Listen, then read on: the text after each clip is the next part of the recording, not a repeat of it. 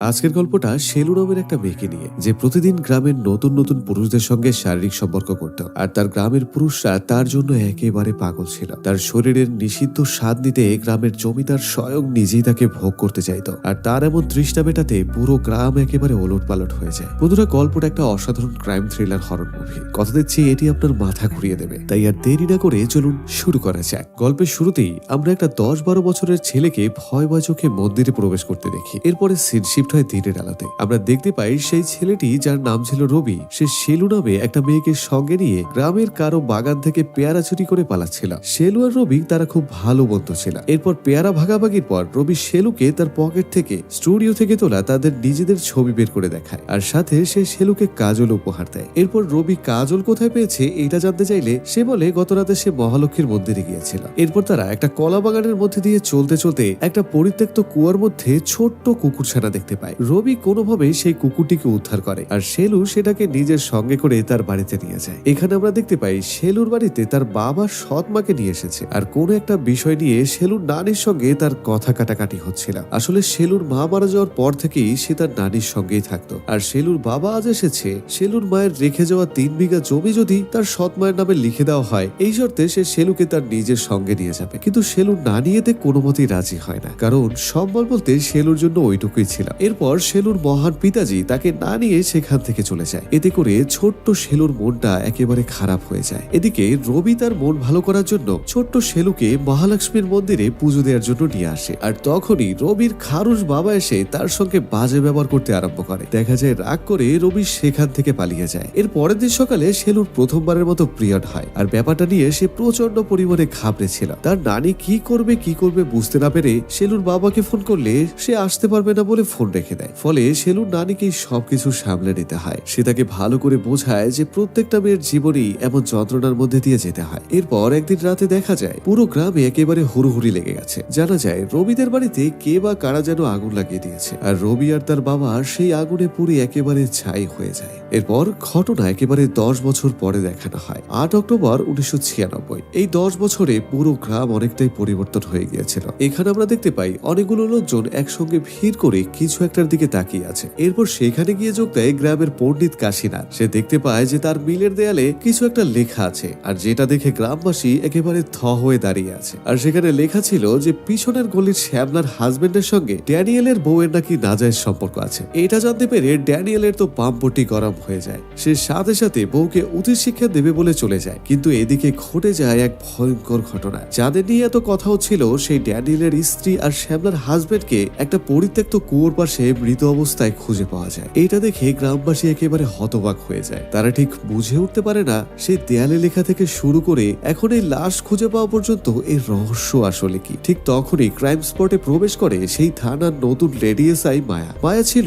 একরোখার জেদি প্রকৃতির মহিলা। সে জায়গাটিকে খুব ভালো করে পর্যবেক্ষণ করে আর সম্ভাব্য সকল এভিডেন্স সংগ্রহ করে। এরপর সে বডিগুলোকে পোস্টমর্টমের জন্য নিয়ে যেতে চাইলে গ্রামবাসী সেখানে বাধা দেয়। তারা জানায় যে প্রকাশ বাবুর মতামত ছাড়া এখান থেকে এই বডিতে হাতও লাগানো যাবে না। এরপর আমরা সেই প্রকাশ বাবুর সঙ্গে পরিচিত হই। দেখা যায় পেটে খাটো একটা লোক ঘর থেকে বেরিয়ে প্রথমে তার মৃত বাবার ছবিকে প্রণাম করে, এরপর তার ছবির গায়ে জুতো দিয়ে মেরে তার কাছে আবার ক্ষমা চায়। আসল কথা হলো এই প্রকাশ বাবুর বাবা ছিল একজন নামি দামি জমিদার, যে তার সমস্ত সম্পত্তি গ্রামবাসীর কল্যাণে দান করে দিয়ে গেছে। আর এই কারণেই গ্রামবাসী তাদের উপরে অনেক ভক্তি ও শ্রদ্ধা করত। সেখানে ছেলের জন্য কোনো সম্পত্তি না রেখে যাওয়ায় প্রতিদিন সকালে সে তার বাবার গায়ে জুতো পেটা করত আর তার কাছে ক্ষমা চেয়ে নিত। যা হোক, গ্রামবাসী আর প্রকাশ বাবুর বাধায় মায়া বডি দুটি পোস্টমর্টমের জন্য আর নিতে পারে না। এরপর কাশীনাথকে দেখা যায় যে গ্রামের একমাত্র মহিলা দোকানদার নাগমণি, যার স্বামী অনেক বছর ধরে দুবাই থাকে, সে তার সঙ্গে জমিয়ে টাঙ্কি মারছে। আর অন্যদিকে আমরা গ্রামের একজন ডাক্তারের সঙ্গে পরিচিত হই, যে সুখে দুঃখে গ্রামবাসীর অনেক উপকার করত। এরপর সিন চলে যায় সোজা গ্রামের একটা বিয়ের অনুষ্ঠানে, আর সেখানে বসে গ্রামের ছেলেপুলেরা সেদিনের ওই দেয়াল লেখা কিভাবে এলো এটা নিয়ে আলোচনা করছিল। ঠিক তখনই বুর্জা নামে কেউ একজন বলে ওঠে, এটা তো ওই বাসুই লিখেছে। আর বাসু ছিল ওই একই গ্রামের ফটোগ্রাফার। এই কথা যখন তার ছোট ভাই বাসুকে গিয়ে বলে দেয়, তখন বুর্জা আর বাসুদের মধ্যে মারামারি শুরু হয়ে যায়। দেখা যায় তাদের দেখা দেখি পুরো বিয়েতে আসা এক পক্ষ অন্য পক্ষের সঙ্গে মারামারিতে জড়িয়ে পড়ে। ফলে তার পুরো বিয়ে একেবারে তছনছ হয়ে যায়। অন্যদিকে দেখা যায় গ্রামের জমিদারের কাছে গ্রামে অনুষ্ঠিত মহালক্ষ্মীর মেলার জন্য পুরুত মশাই সাহায্য চাইতে গেলে জমিদার প্রকাশবাবু তার মাথা গরম করে তাকে তাড়িয়ে দেয়। কিন্তু দেখা যায় তার স্ত্রী ঠিকই তার অজান্তে মেলার সমস্ত টাকা তাকে দিয়ে দেয়। আর এদিকে দেখা যায় গ্রামের মহিলা এসআই মায়া নিজ থেকে এখনো ইনভেস্টিগেশন চালিয়ে যাচ্ছিল। এরপর গ্রামের মধ্যে মহোৎসব করে মহালক্ষ্মী দেবীর মেলা খুব ধুমধাম ভাবে অনুষ্ঠিত হয়ে যায়। আর এখানে আমরা দেখতে পাই গ্রামে মেলার উৎসবের সাথে সাথে মুখোশধারী কেউ একজন জঙ্গলে বসে উল্লাস করছিল। এভাবে সবকিছু একেবারে ঠিকঠাক চলছিল, কিন্তু পরের দিন গ্রামবাসী আবারও দেয়ালে কিছু একটা লেখা দেখতে পায়। আর এবার যা লেখা ছিল সেটা ছিল এমন যে গ্রামের একমাত্র মহিলা দোকানদার নাগমণির সঙ্গে মিল মালিক কিষানের গোপনে গোপনে টেম্পু চলছে। আর এ ব্যাপারে গ্রামবাসী যেন কোনো একটা পদক্ষেপ নেয়। এটা দেখেই সবাই ঘাবড়ে ওঠে। তারা বুঝতে পারে হয়তো আবার কিছু একটা ঘটতে যাচ্ছে, আর তাদের ধারণাও ঠিক সত্যি হয়ে যায়। ওই একই দিনে গ্রামের শেষ মাথায় গাছের সঙ্গে নাগমণি আর কিষানের ডেড বডি ঝুলতে দেখা যায়। এইবার পুলিশ অফিসার মায়া সবাইকে জিজ্ঞাসাবাদ করে, বিশেষ করে বুর্জা আর বাসুদেবকে। আর সে গ্রামের জমিদার প্রকাশ বাবুকে বলে এটা কোনো মতেই আত্মহত্যা নয়, এটা হচ্ছে পরিকল্পিত খুন। এর কারণ হলো এত উঁচু গাছে ফাঁসি দেওয়ার জন্য পায়ের নিচে কিছু একটা রাখতে হতো, কিন্তু এখানে তেমন কিছুই ছিল না। আর সে বলে যে সে দেয়াল লেখা ব্যক্তি আর হত্যাকারীকে সেটি খুঁজে বের করবেই। এরপর সে প্রথমবারের মতো এই বডি দুইটিকে পোস্টমর্টমের জন্য নিয়ে যায়। কিন্তু মায়া একটা বিষয় কোনো মতেই মেলাতে পারে না। সে বুঝতে পারে না যে খুনি কেন না যায় সম্পর্ককারী লোকেদেরকে বেছে নিচ্ছে, আর দেয়ালে লেখার পরের দিনই সে কেন খুন হয়ে যায়। তাহলে কি তার মোটিভ? আর খুনের সময় সে একটাও ক্লু পর্যন্ত ছেড়ে যায় না, এমনকি কবর থেকে লাশ পর্যন্ত গায়েব করে ফেলে। তাহলে কে এমন বুদ্ধিমান? তো বন্ধুরা, ধীরে ধীরে এই রহস্যের পর্দা ফাঁস হবে। তার আগে অনুরোধ, এই চ্যানেলটিতে নতুন হয়ে থাকলে একটি লাইক দিয়ে চ্যানেলটি সাবস্ক্রাইব করে দিন। তো বন্ধুরা, এরপর গল্পে ফিরে যায়। মায়ের দৃষ্টিতে এই গ্রামের লোকজন কেউ ভালো হওয়ার, কেউ বড় আর কেউ নিরীহ সেজে থাকার নাটক করছিল। আর তার ধারণা খুনি এদের মধ্যেই কেউ হবে। এভাবে একের পর এক এমন ঘটনায় গ্রামের পঞ্চায়েত উঠে বসে পড়ে লাগে। তারা বুঝতেই পারে না যে কি হচ্ছে এসব। তারা দেখতে পায় যে গুনে গুনে ঠিক মঙ্গলবারই হচ্ছে দেয়াল লিখন, আর ঠিক ওই দিনই গ্রামের কারো না কারো লাশ খুঁজে পাওয়া যাচ্ছে। এভাবে পরের দিন ছিল মঙ্গলবার, তাই গ্রামের পঞ্চায়েত ঠিক করে যে ওই দিন কেউ ঘর থেকে বের হবে না, আর গ্রামের জওয়ান ছেলেপুলেরা মিলে পুরো গ্রামটা পাহারা দেবে আর খুঁজে বের করবে যে দেয়াল আসলে কে লিখছে। আর এই অনুযায়ী পুরো গ্রামের মধ্যে ঘোষণা হয়ে যায়। তো দেখা যায় যেমন কথা তেমন কাজ। বুর্জা তার দলবল নিয়ে সারা রাত ধরে ঘুরে ঘুরে গ্রামের সমস্ত জায়গায় পাহারা দিচ্ছিল। এরই মধ্যে মুখ বাঁধা অবস্থায় কাউকে দেয়ালের কাছে কিছু একটা লিখতে দেখে ফেলে কুর্জা। এদিকে কুর্জার লোকজন দেখে তখন সে পালিয়ে যেতে শুরু করে। এরপর শুরু হয়ে যায় ধরপাকড়ে পালা। গ্রামের সবাই তাড়া করেও কোনো মতেই সে আগন্তুক লোকটাকে তারা ধরতে পারছিল না। এক পর্যায়ে লোকটা একটা সুলিচের উপর দিয়ে পানির মধ্যে লাফ দেয়। তখন গ্রামের দামাল ছেলেরা তার ঠিক সামনেই দাঁড়িয়ে ছিল। এরপর কুর্জা মুখ সরিয়ে দেখতে পায় যে এটা আর অন্য কেউ ছিল না, এটা ছিল বাসুদেবের ভাই নানি। তাহলে বন্ধুরা কি মনে করছেন, খুনি তাহলে ধরা পড়ে গেছে? এটা জানতে সামনে দেখতে থাকুন। এরপর সিন শিফট হয়। আমরা দেখতে পাই ঠিক একই সময় শহর থেকে ফেরার পথে গ্রামের একমাত্র আরপিএম ডাক্তার কলা বাগানের মধ্যে কোন একটা মেয়ের কান্নার আওয়াজ শুনতে পায়। আর এটা ফলো করতে করতে যখন সে বাগানের মধ্যে আসে তখন সে দেখতে পায় বিভৎস চেহারার একটা মেয়ে সেই কূপের মধ্যে ঝাঁপিয়ে পড়ে। এবার সেই ঘটনা এখান থেকে 18 মাস আগে চলে যায়। এখানে আমরা শেলুকে দেখতে পাই যে এখন একেবারে পূর্ণ যৌবনা নারী হয়ে গিয়েছিল, যে তারই কলেজের ইংলিশ টিচার মদনকে পছন্দ করত। যেদিন থেকে মদন এই কলেজে প্রথম এসেছে তখন থেকেই তার নজর কাড়ে শেলু, আর শেলু তার এমন ইয়াং হ্যান্ডসাম আর ড্যাশিং মানুষটাকে পছন্দ করে ফেলে। এভাবে একদিন শেলু মদনের জন্মদিনে নিজের হাতে বানানো ক্ষীর উপহার দিতে তার ঘরে চলে যায়। আর সেখানেই তাদের মধ্যেকার সকল দূরত্ব একেবারে খতম হয়ে যায়, আর তাদের ভালোবাসা জমে একেবারে ক্ষীর হতে শুরু করে। এরপর থেকে তারা দুজন দুজনকে একেবারে পাগলের মতো ভালোবাসতে শুরু করে, আর তাদের মধ্যে খাট কাঁপানো অনেক রঙিন সময় কাটতে থাকে। কিন্তু একদিন শেলু দেখতে পায় যে তার ভালোবাসার মানুষ মদন তাকে ফেলে অন্য একটা মেয়েকে বিয়ে করে সেখান থেকে ট্রান্সফার নিয়ে চলে যাচ্ছে। এটা দেখে শেলুর পায়ের তলা থেকে মাটি সরে যায়। আসলে শেলু বাবা মায়ের থেকে ভালোবাসা মোটেও পায়নি, আর ভালোবাসা নামে যে সম্পর্ক হয় সেটা তাকে মদনই শিখিয়েছিল। কিন্তু সে তাকে ভোগ করে ধোকা দিয়ে আজ চলে যাচ্ছে। এদিকে কথায় আছে, দুর্ভাগ্য যার একবার পিছু লাগে সে যেন তার পিছনই ছাড়ে না। ঠিক একই সময় শেলুকে দেখে রাখা তার একমাত্র মানুষটা মানে তার নানি মারা যায়। আর এমন অবস্থায় শেলু পড়ে যায় একেবারে দুঃখের সাগরে। আর তার এমন অবস্থায় তার সৎ মা এবং বাবা তার কোনোই সাপোর্ট করে না, উল্টো তারা সেই জমি নিয়ে তাকে কথা শোনায়। এভাবে রেগে গিয়ে শেলু জমির দলিল তাদের দিকে ছুড়ে দেয়। এরপর ধীরে ধীরে শেলুর পৃথিবী একেবারে অন্ধকার হয়ে আসে। সে তার এমন দুঃখে হতাশায় তার পাশে তার একমাত্র ভালোবাসার মানুষ মদনকে কল্পনা করতে থাকে। আর সেই কল্পনায় বিভোর শেলুর ফায়দা উঠায় এই সমাজের লম্পট পুরুষটা। শেলু তখন নিজের দুঃখ ভোলাতে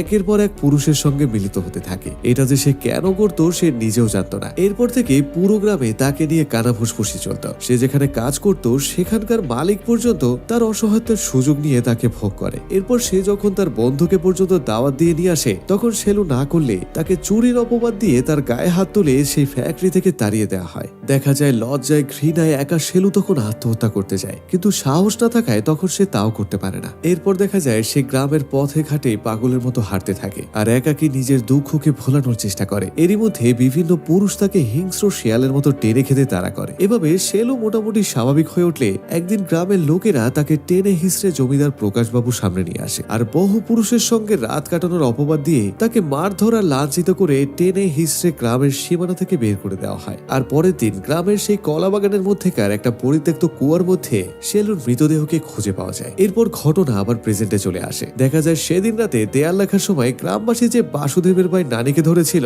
আসলে সে ছিল একেবারে নির্দোষ। সে দেয়াল লিখছিল এই কারণে কারণ সে গুর্জার ছোট বোনকে ভালোবাসতো আর এই কারণে সে ভেবেছিল যে যদি তাকে পেঁচিয়ে কিছু একটা লিখে দেয় তাহলে গুর্জা হয়তো তার বোনের সঙ্গে নানির বিয়ে দিয়ে দেবে। এদিকে গ্রামের ডাক্তার কূপের পাশে সেই প্রেতাত্মাটিকে দেখার পর সবার মধ্যে তখন একটা আতঙ্ক ছড়িয়ে পড়ে। দেখা যায় আবারও গ্রামের মধ্যে পাহারা দেওয়া শুরু হয়ে যায় আর তারা ঠিক করে যে আজকে যে করেই হোক দেয়াল লেখা ব্যক্তিকে খুঁজে বের করতেই হবে। এভাবে গ্রামের কোনায় কোনায় ছড়িয়ে পড়ে সবাই। আর অন্যদিকে দেখা যায় গ্রামের মধ্যে এক রহস্যময় ছায়াময়ী মহিলা তার মাথায় আর হাতে লণ্ঠন নিয়ে গ্রামের চতুর সীমানা প্রদক্ষিণ করে আসে আর এটা করে গ্রামের মহালক্ষ্মী মন্দিরের পণ্ডিতের আদেশে। আর ঠিক এইটা করতে দেখে ভয় পেয়ে দৌড়ে পালিয়ে যায় গ্রামের এক ছেলে। যা হোক এটা কেন করে সেটা আমরা পরে জানতে পারবো। এরই মধ্যে শুনতে পাওয়া যায় যে গ্রামের দেয়ালে আবারও কারো নাকি নাম লিখে দিয়েছে। এটা শুনে সবাই তখন ভয় পেয়ে যায়, কারণ যার নামে দেয়ালে লেখা হতো তাকে মরতে হতো। এদিকে লেখা দেখার জন্য পুরো গ্রামবাসী তখন গ্রামের সীমানায় এসে পড়ে, কিন্তু গ্রাম তখন একেবারে খালি।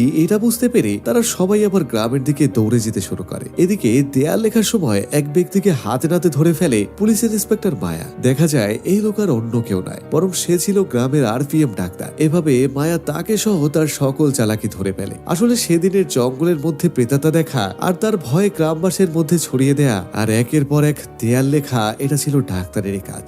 আর প্রত্যেকটা খুনের পেছনে তার হাত রয়েছে, কারণ পোস্টমর্টম রিপোর্টে দেখা গেছে প্রত্যেকের শরীরে বেহুশ করার একটা ড্রাগস পাওয়া গিয়েছিল। আর ঠিক এখান থেকে আমাদের কাছে ধীরে ধীরে সবকিছু একেবারে পরিষ্কার হয়ে যেতে শুরু করে। এরপর মায়া যখন ডাক্তারকে ধরতে যায় তাদের মধ্যে তখন ধস্তাধস্তি হয় আর এক পর্যায়ে ডাক্তার মায়ার ঘাড়ের মধ্যে একটা সেন্সলেস করার ইনজেকশন বসিয়ে দেয়। এরপর মায়ার যখন জ্ঞান ফিরে তখন সে নিজেকে একটা পরিত্যক্ত ফ্যাক্টরির মধ্যে বাধা অবস্থায় খুঁজে পায় আর তার সামনে পা ছড়িয়ে বসে টক টক করে দারোবান করছিল সেই ডাক্তার। তখন মায়া তাকে জিজ্ঞেস করে যে গ্রামের দেয়াল লিখে মানুষদের মারা তুমি কবে বন্ধ করবে। ঠিক তখন ডাক্তার বলতে শুরু করে আর সে জানায় যে এসব কিছু সে নাকি সেলুর জন্যই করছে, কারণ সে সেলুকে তার নিজের মেয়ের মতো দেখত। এভাবে ডাক্তার ধীরে ধীরে সবকিছু খোলাসা করতে শুরু করে। একদিন সেলুকে পথের ধারে বিবস্ত্র অবস্থায় খুঁজে পায় ডাক্তার। এরপর পরীক্ষা নিরীক্ষা করে ডাক্তার জানতে পারে যে সেলু একজন স্পেশাল ওমেন, যার শরীরে হাইপার সেক্সুয়াল ডিজর্ডার নামে একটা অদ্ভুত রোগ ছিল। এই রোগে স্বাভাবিক মেয়েদের তুলনায় তার শরীরে বেশি পরিমাণে হরমোন রিলিজ হতো আর তাই কোনো ইমোশনাল পরিবর্তন ছাড়াই তার শরীর সব সময় পুরুষদের নিষিদ্ধ ছোঁয়া চাইত।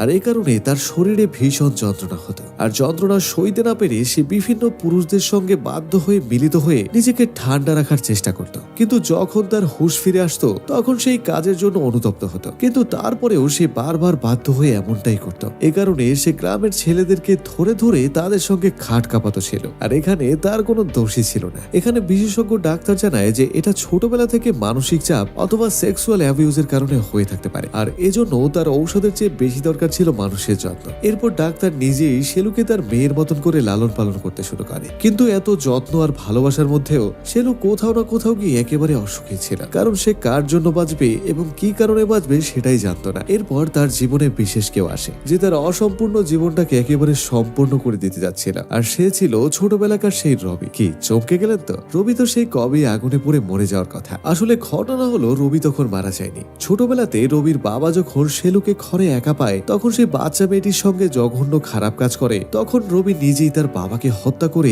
ঘরে আগুন জ্বালিয়ে পালিয়ে যায়। আর গ্রামের সবাই তখন মনে করতে শুরু করে যে রবি এবং তার বাবা দুজনেই সে আগুনে পুড়ে মারা গেছে। তবে এরপর থেকে লজ্জায় ঘৃণায় সে কোনোদিন সেলুর সঙ্গে আর দেখা করতো না। তবে সবসময় সে সেলুকে ফলো করত, কিন্তু কখনোই কাছে আসতো না। রবি যখন সেলুকে অন্যের সঙ্গে হাসি খুশি অবস্থায় দেখতো তখন সে নিজেও খুশি থাকতো। এই অবস্থায় সেলুর জীবনের একাকিত্ব কাটাতে সবকিছু জেনে শুনেও তার সামনে আসে রবি। আর সেলু যাতে স্বাভাবিক জীবনযাপনে যেতে পারে তাই ডাক্তার ডাক্তার রবির সঙ্গে শেলুর বিয়ে ঠিক করে। এতে শেলু অনেকটাই খুশি হয়ে যায়। এর পরের দিন যখন তার বিয়ে হতেই যাচ্ছিল, কিন্তু সেদিনই গ্রামবাসী তাকে ধরে অপমান করে মেরে টেনে হিঁচড়ে গ্রাম থেকে বের করে দেয়। আর এর ঠিক পরের দিনই গ্রামের কলা বাগানের কুয়ার মধ্যে শেলুর লাশ খুঁজে পাওয়া যায়। তো বন্ধুরা, এরপর ডাক্তার যা বলতে চলেছিল এতে করে এসআই মায়ার হুঁশ উড়ে যায়। সে জানায় শেলু কোনো মতেই আত্মহত্যা করেনি, শেলুকে খুন করা হয়েছে। কিন্তু প্রশ্ন হচ্ছে কেন বা কিভাবে? এরপর ডাক্তার ধীরে ধীরে আবারও বলতে শুরু করে, আসলে যে বা যারা শেলুকে হত্যা করেছে তাদের মধ্যে 5 জনকে দেয়াল লিখনের মাধ্যমে